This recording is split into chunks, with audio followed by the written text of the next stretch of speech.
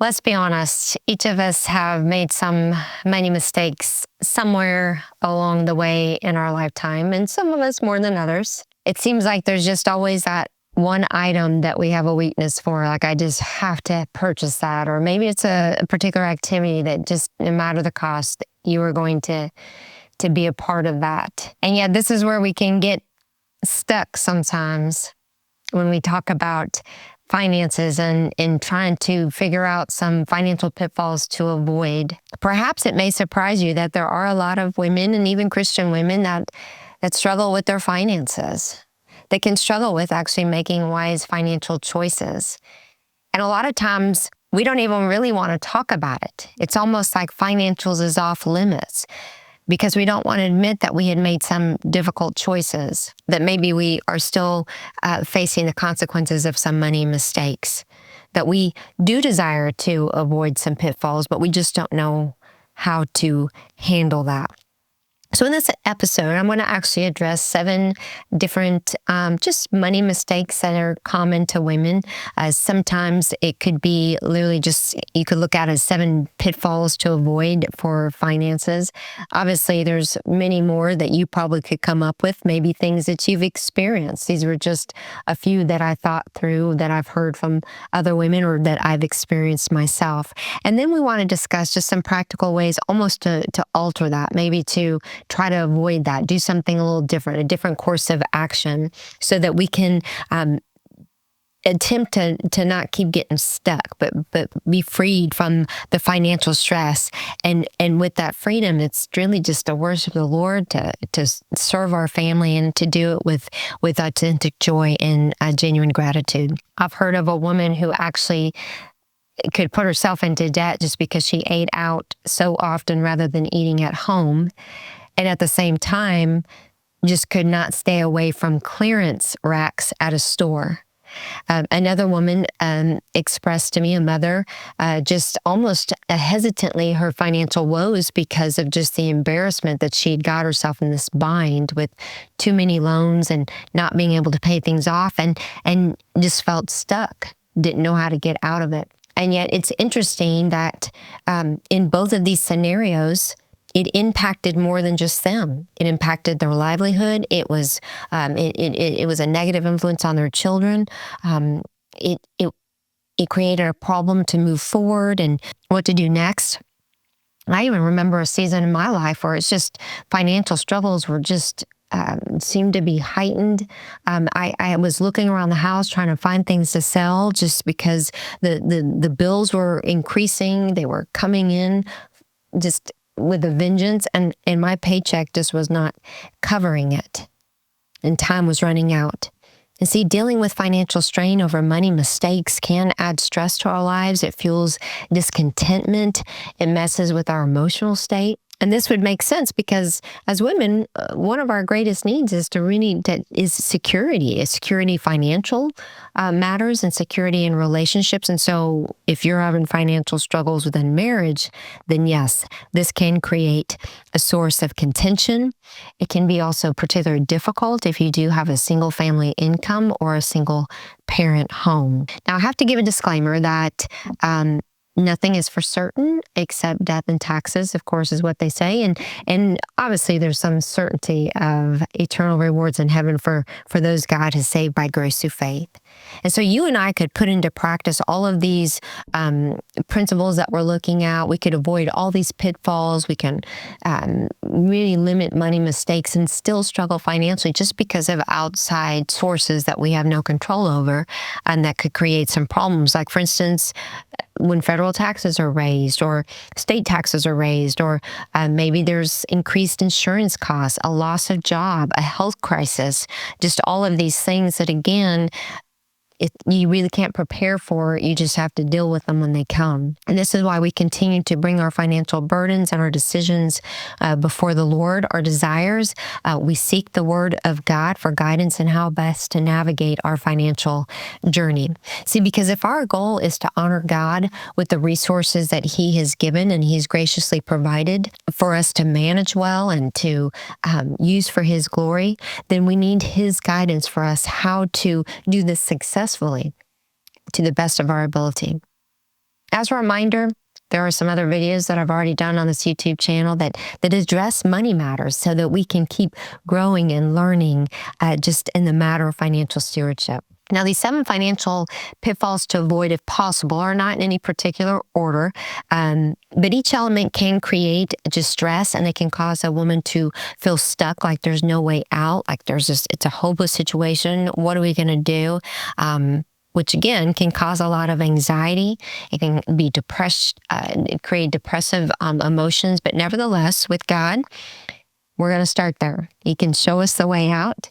It may take some time. It may be a tough road ahead. It may take some specific disciplines to implement, and to lessen that financial strain, but that's where we're going to start. So what are some common money mistakes or financial pitfalls to avoid? Well, first of all, spending more than you make or have. This is definitely a money mistake, is if you spend more than you make or have. And I think that's a very common problem. The tough part is that it can create a hindrance in saving some of your funds for future planning, or preserving an emergency account for when those things come up that you just didn't plan for. This really is a matter of really attending to balance your spending, your saving, your giving, and kind of thinking through a little bit more than just today and tomorrow, but a few weeks ahead or a few months ahead. In addition, this may require that you evaluate your monthly expenses. You look at the monthly income that comes in. You consider how to cut costs where possible, how to develop a doable financial plan for creating some monetary margin. And it initially may be that you have to just keep stricter records on and discover where maybe some frivolous spending is taking place, so that you can determine where you can reduce some of those costs. Number 2, what's another money mistake or financial pitfall that I would encourage you to avoid, is counting on future bonuses that may or may not happen. What do I mean by this? Well, if you've already got your so-called tax return refund spent and you haven't even received that, I would caution you on that. Or maybe your spouse is supposed to get this end-of-year bonus and you already have it spent. Again, you're counting on something that actually hasn't come yet, and there could be a delay in that tax refund. There could be a budget cut and you never get that company bonus. And so really what you do is the alternative is that you wait until money is in hand before you begin to plan to spend it on something particular. Number 3, another money mistake, a pitfall to avoid, is not paying off your credit card charges each month. This is a money mistake, because then you're getting strapped into paying interest rates. I know this is so much easier said than done, but do what you can to stay out of credit card debt and minimize taking out loans if possible. Be mindful how best to pay down that credit card each month and not get stuck with those interest rates or those late fees. Pay down that loan balance if you have a loan, and consider ways that could save money in the long run by doing that, money that you don't even have to spend extra. Number 4, another money mistake is just failing to learn from past money mistakes and repeating them. This is where you would want to consider a different course of action, if possible. One is not to deny that you've made mistakes or that you've been stuck in this pitfall and you want to avoid it, but that you begin to think of a different course of action so that you don't repeat that and you seek guidance. This is if you need guidance from a financial planner or a professional in order to provide financial accountability. Number 5, another money mistake that sometimes women can make is really just this impatience with waiting in buying something that you really, really want. It's a lack of restraint to say no to that thing. This is where you could struggle with impulse buying when you're out shopping, or, man, we just have to be careful when it comes to the click of a button. It's so easy to buy things right now. And you want this and you want the greatest this or that. And this is where it could be like a vacation. You may need just to wait to do a vacation, or you might need to do like a payment plan on a vacation. A lot of times when you take a cruise, they allow you to, if you think like a year in advance, you could make a monthly payments so that you're not hit all at once, and you can still be ready and be grateful for waiting for that vacation. It might be that you don't need the newest and best appliance. Yours is working. So maybe down the road you can consider, hey, let's wait and see if it gets on sale, or whatever it is. Upgraded phone. Sometimes we have to wait for that, or you might consider just a little bit less of an upgrade in order to afford it if your phone is on the fritz. This is a great tool related to what you're teaching your children, that sometimes, hey kids, sometimes we just got to wait for that. Let's wait for Christmas. Maybe grandparents can buy it, or let's wait for your birthday. We might have this, so that it can't be, hey, I want it now. Oh, we don't have the money. Yes, we can wait. We consider that. And part of just the impatience or figuring out how to restrain saying no is that sometimes we will just have to say no to something and let it be okay, and go on and be without it, and not try to keep up with the Joneses, and not compare to everyone else of what they have and what you don't have. Or you evaluate, can we wait and get this later? All right, so number 6. One of the money mistakes that can often be made, or a pitfall, a financial pitfall we want to avoid, is just not being deliberate with regular financial charitable giving and tithing. Now, this one, people might immediately go, oh, sure, why should that matter? Or I'm not a part of church, or I'm not doing this. See, if you're a Christian woman like I am, if you're a Christian woman, this should not be treated as optional. It really is a matter of the heart and the attitude. It's not about how much you give. It's just the attitude in which you give. And sadly, regular tithing to your local church, or giving to missions or a charitable organization tends to be the first thing to go when we face financial struggles. I'm not sure why that is. God doesn't need our money, but he does utilize the resources that we have, ones that he's given to us, that money, to continue with the functioning of a church family, to meet various needs and expenses, to maintain the functioning of the churches for missions or ministry, or caring for needs, or to carrying out the kingdom work that he would have for us. And so giving back, intentional giving back to a church family, to tithes and offerings, is about an outpouring of your gratitude to God for the way he has provided for you, especially for the unfathomable gift of salvation in Christ. So regular giving and tithing within a church setting is really a great place to start, to exercise a tangible surrender and trust in God for your finances. And this is also closely connected to that number 7, last financial pitfall to avoid that I'll mention. And then a money mistake is when we fail to seek the Lord and his word for our financial decisions. When we fail to include him, per se, to intentionally seek him, to pray through our financial decision, this truly is a difficult money mistake that many people make, because we've got to recognize the value of thanking God for today's provision, and to trust him for tomorrow's needs, even if we don't know what those economic burdens are going to entail, or if we do anticipate some difficult financials at the end of the month. We're still going back to the Lord. And this is not some name it, claim it, prosperity, religious type of handling. It's just a genuine recognition that we have need for God and his wisdom in all matters of money, so that we can get out of this stuck in a financial pit, and we can get released from that, or we can begin to make better decisions related to money, not so many mistakes. So after hearing these 7 financial money mistakes, or just financial pitfalls to avoid, I wonder, can you relate to any of them? Or any of those that you're dealing with right now? Could you add something to the list? Maybe something that you've experienced. And I wonder where you struggle when it comes to matters of financial stewardship. May I encourage you to bring it to God.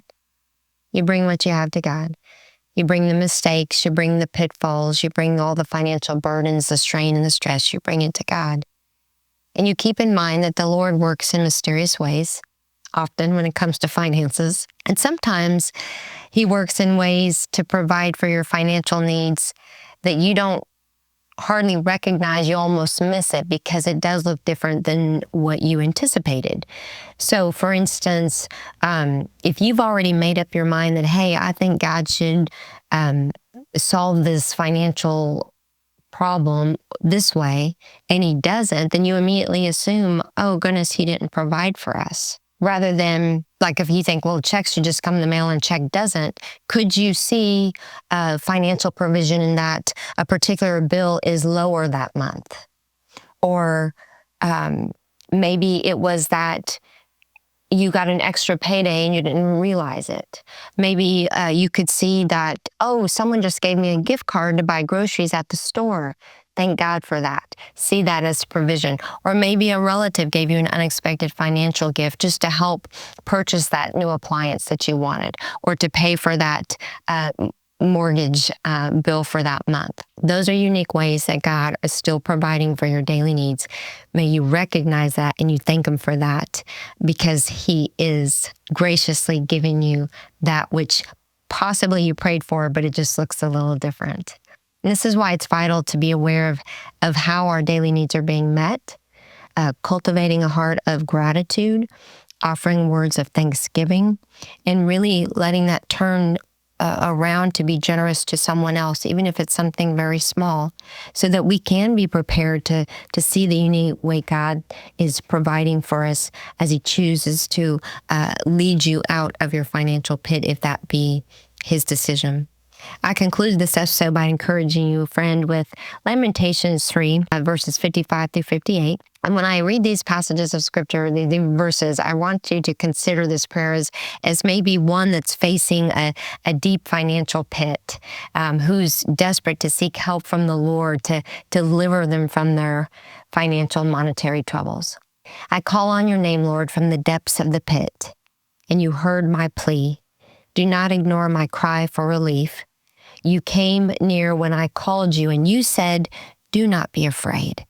You championed my cause, Lord. You redeemed my life. See, your prayers to the sovereign Lord, and it may need to begin with confessing, hey, I've made some mistakes. Forgive me, God, for not including you in my financial decisions. Forgive me for trying to fix this on my own. Forgive me for being a poor steward of that which you've given. And then you ask for him to take this and do with it what he would have, and to be able to help you prevent further money mistakes or further pitfalls in the financials, and to really develop a heart of gratitude and thanksgiving in order to glorify him and continue to provide for the good of your family. If you were encouraged by this message on finances, even though it's tough to listen to sometimes or tough to navigate, then I just encourage you to click like. You can join this channel, subscribe to it. Go back and listen to some of the other videos where we talk about money matters and think biblically through that. Encourage someone with this message, maybe if they're struggling today. And I just appreciate you coming, being part of this channel, and look for some more episodes down the road as we continue to look at issues that women face today.